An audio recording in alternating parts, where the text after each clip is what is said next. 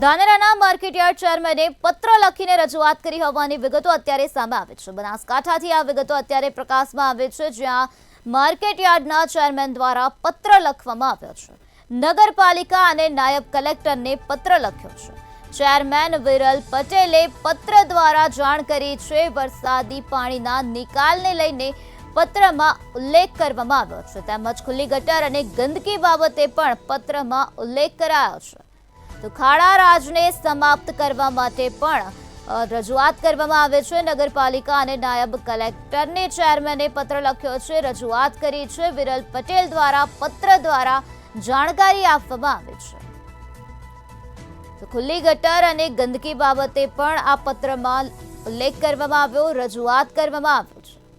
તો બનાસકાંઠાથી આ વિગતો સામે આવે છે, જ્યાં ધાનેરા માર્કેટયાર્ડના ચેરમેન દ્વારા નગરપાલિકા અને નાયબ કલેક્ટરને પત્ર લખીને રજૂઆત કરવામાં આવે છે। વિરલ પટેલે પત્ર લખ્યો છે અને વરસાદી પાણીના નિકાલ માટે પત્રમાં રજૂઆત કરી, તેમજ ખાડા રાજને લઈને પણ રજૂઆત કરવામાં આવે છે। ખુલ્લી ગટર બાબતે પણ રજૂઆત કરવામાં આવે છે। તો ખાડા રાજને સમાપ્ત કરવા માટે આ પત્રમાં રજૂઆત કરવામાં આવી હોવાની વિગતો અત્યારે પ્રકાશમાં આવે છે। વિરલ પટેલ દ્વારા કલેક્ટરને પત્ર લખવામાં આવ્યો છે, નાયબ કલેક્ટરને પત્ર લખીને રજૂઆત કરવામાં આવી છે।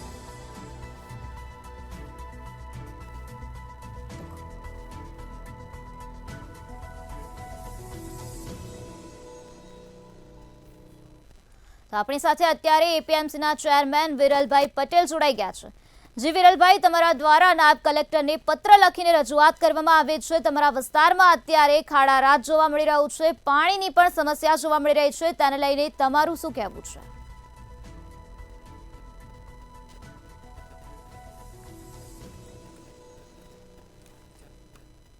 તો વિરલભાઈ સાથે આપણો સંપર્ક નથી થયો, પરંતુ ત્યાં અત્યારે બનાસકાંઠામાં ઠેર ઠેર જગ્યાએ ખાડા રાજ જોવા મળી રહ્યું છે।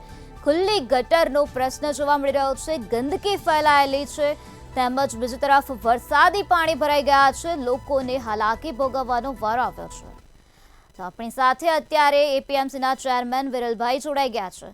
જી વિરલભાઈ, બનાસકાંઠામાં રોડ રસ્તા પર ખાડા રાજ જોવા મળી રહ્યો છે, બીજી તરફ ખુલ્લી ગટરની સમસ્યા છે અને વિસ્તારોમાં વરસાદી પાણી ભરાઈ ગયા છે। તે સમસ્યાની રજૂઆત તમારા મારફતે પત્ર દ્વારા નાયબ કલેક્ટરને કરવામાં આવે છે। આ વિશે તમારું શું કહેવું છે?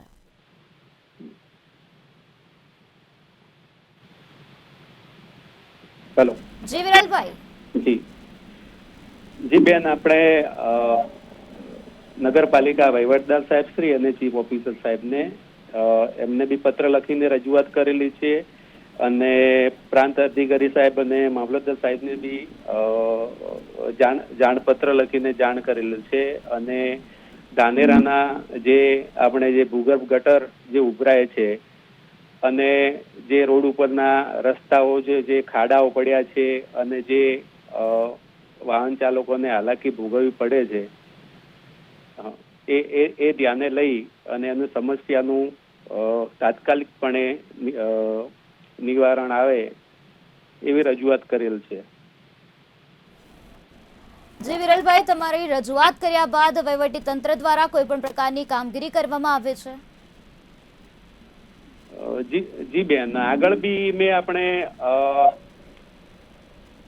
થરાદ નાયબ પારક ઇજનેર શ્રીને એમને બી પત્ર લખેલો હતો। જી હા, આગળ જે આપણે ડિવાઈડર છે, ડિવાઈડરની આજુબાજુ જે માટી જે ના ઢગલાઓ, એના લીધે વાહન ચાલકોને પરેશાની થતી હતી, એના લીધે બી મેં એમને નાયબ કાર્યપાલક ઇજનેર શ્રી એમને થરાદની લેટર લખી અને એમને જાણ કરી હતી। તો એના પછી એમને કામગીરી ચાલુ કરી હતી। જી જી વિરલભાઈ, અમારી સાથે જોડાયા તે બદલ આપનો આભાર।